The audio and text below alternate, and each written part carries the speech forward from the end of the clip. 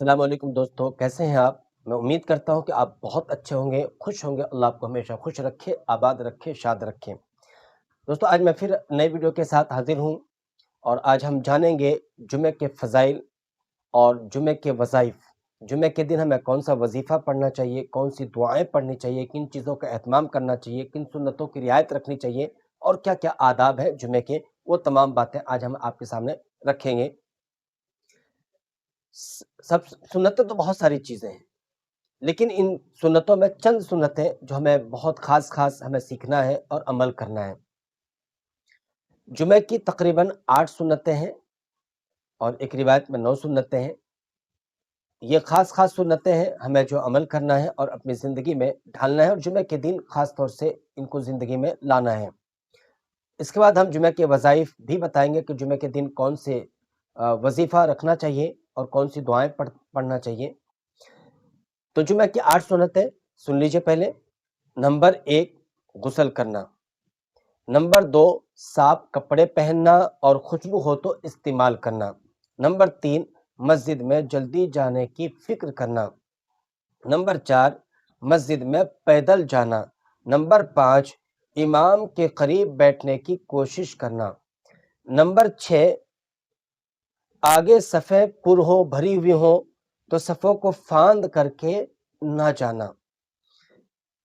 جمعے والے دن اکثر کیا ہوتا ہے، بھیڑ ہوتی ہے، صفیں پر ہو جاتی ہیں، کئی مرتبہ تھوڑی بہت جگہ ہوتی ہے، تو لوگوں کا آپ نے دیکھا ہوگا کہ جب وہ پیچھے والے ساتھی آتے ہیں تو وہ کیا کرتے ہیں، لوگوں کے اوپر پھلانگ کر کے، پھاند کر کے وہ آگے بڑھتے ہیں، آگے والی صفوں میں جاتے ہیں۔ یہ صحیح نہیں ہے۔ اس سے ایک سنت کو حاصل کرنے کے لیے تکلیف دینا کسی نمازی کو یا کسی مومن بھائی کو، یہ اچھی بات نہیں ہے۔ تو ہمیں پھاند کر کے نہیں جانا چاہیے، یہ بھی سنت ہے۔ نمبر 7، اپنے کپڑے وغیرہ سے لہو لعب نہ کرنا، کھیل کود نہ کرنا۔ نماز میں بیٹھے ہوئے ہیں یا نماز کی حالت میں ہم کپڑے سے کھیل رہے ہیں، تو یہ اچھی چیز نہیں ہے۔ یہ سنت ہے کہ کپڑوں سے نہ کھیلیں۔ نمبر 8، خطبے کو غور سے سننا۔ خطبے کو غور سے سننا بھی سنت ہے۔ اب یہاں پر ایک بہت بڑی غلطی کیا ہوتی ہے، دیکھا ہوگا آپ نے کہ جو ساتھی بعد میں آنے والے ہیں، خطبے کے دوران آتے ہیں مسجد میں، تو وہ باتوں میں مشغول رہتے ہیں، وہ اس کو منع کرتا ہے، وہ اس کو منع کرتا ہے، وہ اس کو راستہ بتا رہے۔ تو ہمیں حکم یہ ہے کہ اس درمیان خاموشی کے ساتھ قاعدے میں جلسے میں جیسے ہم بیٹھتے ہیں، تو اس حالت میں بیٹھ کر کے ہم جو ہے خطبہ سنیں، تاکہ سنت ادا ہو جائے اور اللہ کی ناراضگی ہمارے اوپر نہ ہو۔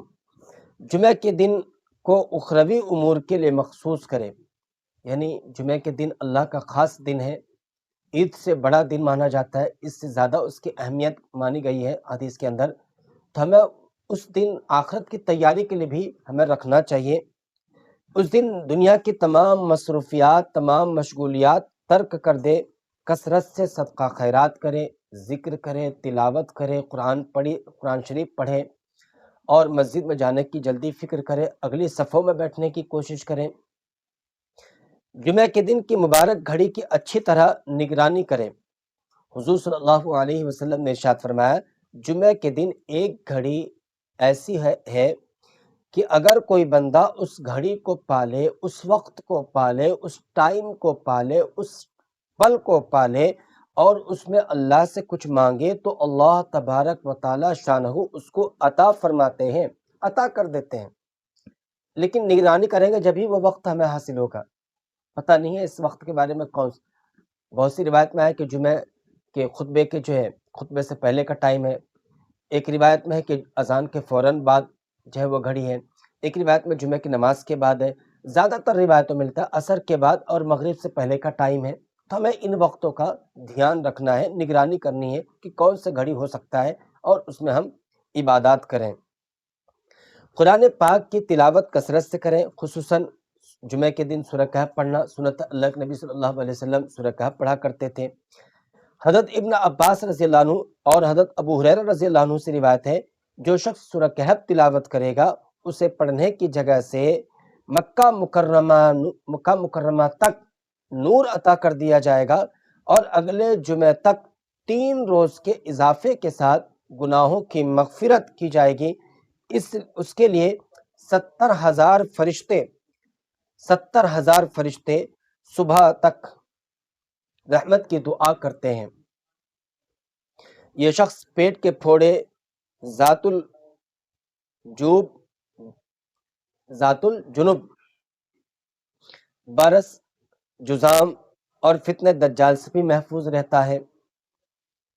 یعنی جو شخص سورہ کہف پڑھتا ہے تو اللہ تعالیٰ اس کو بہت سے بیماری سے بھی حفاظت رکھتے ہیں، جیسے پھوڑے ہیں، ذات الجنب ہے، برس ہے، برس کی بیماری آتی ہے۔ اللہ کے نبی صلی اللہ علیہ وسلم دعا مانگا کرتے تھے، اللہم انی اعوذ بک من سیء الاسقام، اے اللہ بری بیماریوں سے حفاظت رکھ۔ ایسے اللہم انی اعوذ بک من البرس والجزام، یہ لفظ آتا ہے، جزام، کوڑ، برس جیسے بڑی بیماریاں ہوتی ہیں، اس سے محفوظ رہے گا۔ اور قیامت سے جو پہلے دجال کا جو فتنہ نصیب جاری ہوں گے، فتنہ دجال آئیں گے، اس سے بھی اللہ تعالیٰ محفوظ رکھیں گے سورہ کہف پڑھنے والوں کو۔ کثرت سے درود شریف پڑھے جمعہ کے دن۔ جو آدمی جمعہ کے دن 100 مرتبہ درود شریف پڑھے گا، اللہ اس کی 100 حاجتیں پوری فرمائیں گے۔ اور دوسری حدیث میں ہے کہ اس کے ساتھ قیامت کے دن ایک ایسی روشنی آئے گی کہ اگر اس روشنی کو ساری مخلوق پر تقسیم کر دیا جائے تو سب کو کافی ہو جائے۔ یہ سورہ کہف پڑھنے والوں کے لیے ہے۔ جو شخص جمعہ کے دن عصر کی نماز پڑھ کر اسی حیت پر بیٹھ کر، عصر کی نماز پڑھ کر اسی حیت میں، قاعدے میں، جلسے میں جیسے بیٹھے ہوئے، اسی حیت میں بیٹھ کر یا پلوتھی مار کر کے اسی جگہ پر بیٹھ کر اٹھنے سے پہلے 80 مرتبہ یہ درود شریف پڑھے، اللہم صلی علی محمد النبی الامی وعلی آلہ وسلم تسلیما، تو اس کے 80 سال کے گناہ معاف کر دیے جائیں گے اور 80 سال کی عبادت کا ثواب لکھا جائے گا۔ بہت بڑی بات ہے۔ کتنی دیر لگتی ہے اس میں؟ مشکل سے 5-10 منٹ کہ عصر کی نماز ہم نے پڑھی، وہیں بیٹھ گئے۔ عورتیں اگر ہیں تو اپنا مصلی پہ بیٹھ کر کے، لڑکیاں ہیں تو مصلی پہ بیٹھ کر کے، مرد حضرات مسجد میں ہیں تو عصر کی نماز پڑھ کے وہیں بیٹھ جائیں۔ اگر ہم گھر میں پڑھ رہے ہیں کسی وجہ سے، وہیں پر مصلی کے اوپر ہم بیٹھ جائیں اور یہ درود شریف پڑھیں۔ اللہ تبارک و تعالیٰ اس درود شریف پڑھنے کی برکت سے 80 سال کے گناہ معاف کریں گے، 80 مرتبہ پڑھنے سے، اور 80 سال کی عبادت بھی لکھیں گے۔